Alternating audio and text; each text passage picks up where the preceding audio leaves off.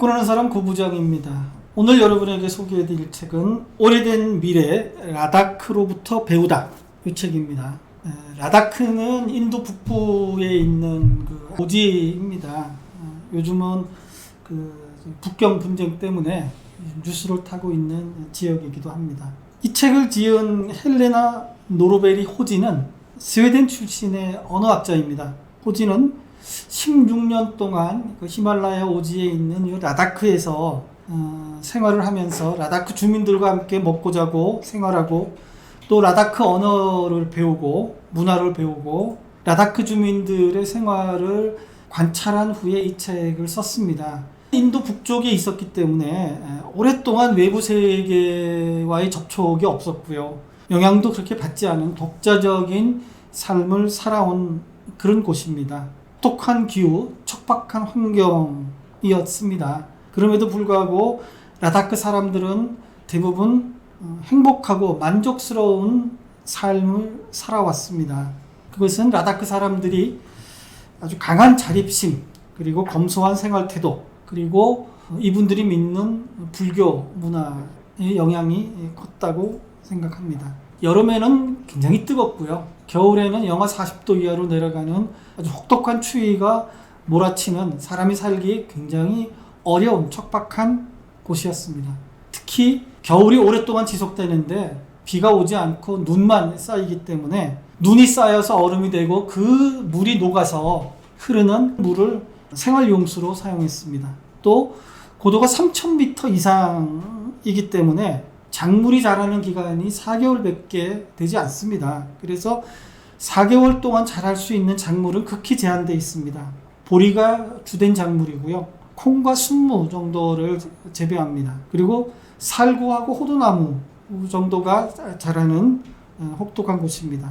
이런 곳에서는 당연히 목축이 주된 경제활동일 수밖에 없습니다. 동물들이 노동력을 제공하고 또 털을 제공하고 먹을 것을 제공을 합니다. 그리고 운송수단이 되기도 합니다. 또 이들 동물이 먹고 배설하는 배설물은 나무를 대신한 땔감이 되기도 합니다. 라다크 사람들은 주변에 자라는 것도 없고 목축 말고는 할 수 있는 것도 없기 때문에 거의 모든 것을 활용해 왔습니다. 그래서 그냥 버리는 것은 없었습니다. 대부분 다 재활용했기 때문에 쓰레기가 거의 나오지 않은 그런 삶이었습니다. 그리고 완벽하게 자급자족의 생활을 영위할 수밖에 없었습니다. 라다크 사람들이 가지고 있는 가구는 쟁기, 배틀, 그리고 물레방아 정도였습니다. 이 단순한 것을 가지고 생활하는 데는 아무 문제가 없었습니다. 이들은 뭘 먹고 살까요? 과일과 채소는 거의 나지 않았기 때문에 채소는 적게 먹을 수밖에 없었고요. 버터와 소금을 아주 많이 먹었습니다. 그래서 현대인의 기준으로 보면은 굉장히 영양 불균형 초래될 수밖에 없었습니다. 그런데 이들이 건강상 아무 문제가 없었습니다. 마치 알래스카인들이 곡물류를 거의 먹지 않고 생선과 고기만을 먹고 살아도 아무런 건강에 문제가 없었던 것처럼 라다크 사람들도 이렇게 먹어서 아무런 건강에 문제가 없었습니다. 또 정서적으로는 대단히 건강하고 안정된 삶을 살고 있었습니다. 라다크 사람들은 다른 사람들 그리고 주변의 환경과 분리될 수 없는 삶을 살아가고 있다라고 믿었습니다. 이러한 확고한 자아의식이 사람들 사이와의 긴밀한 연대관계를 맺고 있었습니다. 이들은 삼촌이나 숙모 또는 승려나 비구니를 포함해서 모든 사람들이 고도로 상호의존적인 공동체의 일원이다, 이렇게 인식하고 있었습니다. 그리고 불교, 이들이 건강하고 따뜻하고 평안하고 풍요로울 수 있다는 것을 불교는 일깨워 주었습니다. 이렇게 오랜 평화로운 시기를 보낸 라다크 사람들에게 변화의 바람이 분 것은 지금으로부터 약 한 50년 전 1974년 인도 정부가 라다크를 관광지역으로 지정하면서부터입니다. 변화는 서구식의 개발이었습니다. 도로가 만들어지고 에너지 생산 시설이 건설되고 의료와 교육에도 정부의 예산이 투입되기 시작했습니다. 도로가 만들어지면서 외부 사람들이 라다크로 몰려왔고요. 이들은 돈을 쓰기 시작했습니다. 대략 하루에 한 100불, 그러니까 우리 돈으로 한 10만 원 정도의 돈을 썼는데요. 이 돈은 라다크 가정이 1년 동안 쓸 수 있는 돈이었습니다. 미국인에 비유하면 미국인이 하루에 한 5만 달러 정도를 쓸 정도의 큰 돈이었다는 거죠. 돈이라는 것을 몰랐던 라다크 사람들한테는 이 돈이라는 것이 정말 큰 문화적, 경제적 충격으로 다가왔습니다. 관광산업이 본격화되면서 서양과 인도의 영화 유입이 활발해졌고 최근에는 텔레비전 보급도 확산됐습니다. 이런 영상 매체는 특히 라다크의 젊은이들한테 큰 영향을 미쳤는데요.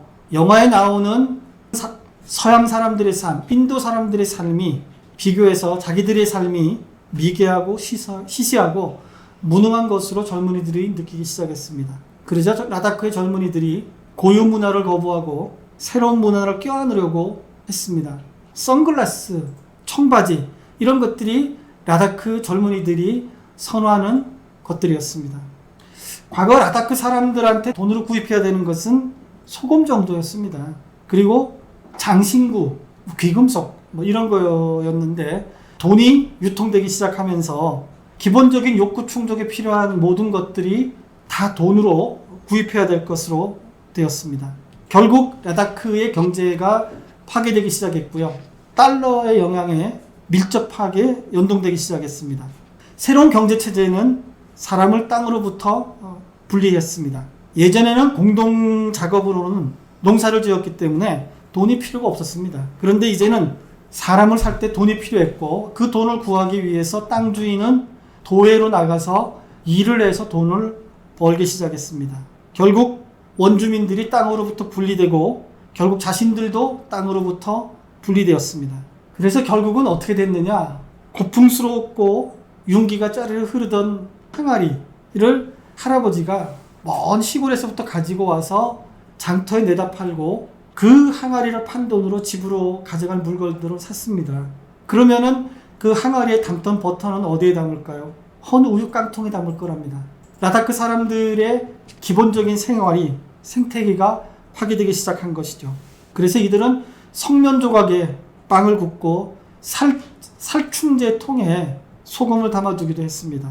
그리고 라다크는 해충이 거의 없었는데 DDT 또는 이보다 더 강한 BHC의 사용이 권장되기 시작했습니다. 음식 쓰레기도 많이 나오고 플라스틱, 유리, 종이, 포장재, 온갖 쓰레기가 쌓이기 시작했습니다. 결국은 이런 화폐 경제가 본격적으로 유입되면서 라다크 경제는 세계 경제의 제일 하층부에 자리 잡게 되었던 것이죠. 라다크에 불어닥친 현대화는 가족 간의 갈등과 불신을 조장하고 인종 집단 사이의 적대 관계를 더욱 악화시키기 시작했습니다. 현대화를 지지하는 사람들은 이런 갈등이 발전의 대가라고 주장했습니다. 현대화 또는 서구화는 결국 라다크 사람들의 고유의 문화를 그리고 뿌리를 부정하는 것으로 변했고 이는 결과적으로 자신의 정체성을 부인하는 것이었습니다. 이에 따른 소외 현상은 적개심과 분노를 초래할 뿐이었습니다. 개발이 진행될 때는 그들에게 어떤 일이 벌어지고 있는가 잘 모르는 경우가 허다했습니다. 그리고 개발이 불러오는 파괴적인 영향력은 시간이 좀 흐른 다음에 그리고 그것을 되돌아볼 때 비로소 명확해지기도 합니다. 이런 문제점을 해결할 수 있는 방법은 없는 것일까요? 호지는 현지인들이 오랫동안 영위해온 사회적, 생태학적 균형을 희생하지 않고도 그들의 삶을 끌어올릴 수 있다. 삶의 수준을 끌어올릴 수 있다라고 생각을 하고 있습니다. 그러기 위해서는 전에부터 내려오던 전통적인 생활 방식을 해체해버리는 것이 아니라 그 기반 위에서 새로운 것을 건설해야 한다고 주장하고 있습니다. 즉 지역적인 것과 세계적인 것 사이의 균형을 복원해야 한다. 이렇게 얘기하는 것이죠. 세계적으로 생각하고 지역적으로 행동하라는 구호가 의미 있는 그러한 것이라고 주장하는 것입니다. 라다크 사람들도 새롭게 도로가 나고 현대식 마트가 들어오고 최신식 건축물이 세워지는 것들이 불가피한 변화라고 인식하고 있습니다. 그래서 지역적인 것과 세계적인 것 사이에 지속 가능한 중도를 찾는 과정이 탈중심화를 위한 적극적인 노력이 포함된다. 이렇게 생각합니다. 라다크 사람들에게 이미 국내 부분과 국제 부분 모두 극단적인 종속성이 형성되어 있기 때문에 하루아침에 이런 연결고리를 끊고 원조를 중단한다는 것은 무책임한 일일 것입니다. 이들이 작업할 수 있는 대체 작물 또는 대체 산업을 준 다음에 그런 다음에 새로운 프로그램을 진행시켜야지만이 가능하다. 이렇게 얘기하고 있습니다. 자, 티베트권의 원시적인 문화가 산업화 시대에 뭔가 가르쳐 줄 것이 있다고 주장하는 것이 좀 이상해 보일 수도 있습니다. 그러나 호지는 이렇게 얘기하고 있습니다. 라다크를 통해 배울 수 있는 가장 중요한 것은 행복은 무엇인가 라는 것과 연관되어 있다고 얘기하고 있습니다. 전 세계적으로 자연과 인간과의 균형 관계를 추구하는 흐름이 생겨나고 있습니다. 죽음을 앞둔 환자들을 돌보는 호스피스 서비스에서 명상에 이르기까지 가장 오래된 문화와 가장 현대적인 문화 사이에 눈에 띄는 유사점들이 있다는 것입니다. 라다크 사람들은 이미 오래전부터 천연식품들을 즐기고 있고 건강 문제를 해결하기 위해서 자연치료법을 사용하고 있습니다. 또 인간 내면의 요구에 더욱 적절히 부응하는 삶의 방식을 찾고자 하는 시도도 많이 요구하고 있습니다. 생활의 모든 영역에서 생명의 상호 연관성에 대한 자각도 커지고 있습니다. 인간의 삶과 여성 존중과 영적 가치를 추구하는 새로운 운동 등이 속속 이어지고 있는 것이죠. 이는 라다크 사회가 오래전부터 해오던 것들입니다. 미래를 보장하기 위해 할 수 있는 유일한 것은 책임 있는 행동뿐입니다. 예정된 미래의 행동 때문에 예정된 미래의 필요 때문에 현재의 잘못된 행동들이 쉽게 정당화되고 있는 것은 현재를 왜곡하고 미래를 손상시키는 것입니다. 헬레나 노르베리 호지는 16년 동안 라다크의 사회 문제, 환경 문제, 대체 에너지 등을 지켜보았고 라다크를 좋은 방향으로 변화시키기 위해 충실히 관찰하고 기록하는 그리고 또 한편으로는 실질적인 대안을 만들기 위해서 노력해왔습니다. 호지의 책이 진정성 있게 읽히는 이유는 바로 여기 있을 것입니다. 여러분도 일독을 한번 해보시기 바랍니다. 제가 이 책에 주는 별점은 2개입니다.